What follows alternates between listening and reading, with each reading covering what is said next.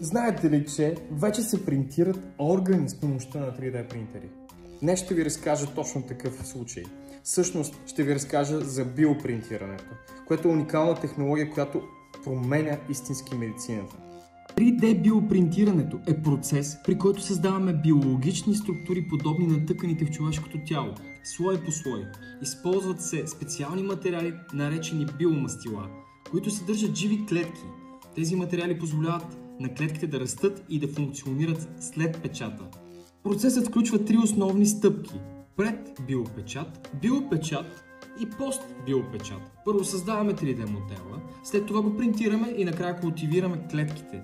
Технологията се използва за създаването на импланти, тъкани, дори органи за трансплантация. Представете си, че можете да имате персонализиран орган, който е създаден специално за вас. Ако съдържанието ви е харесало и искате да научите повече за 3D принтирането, последвайте ни за още такива видеа.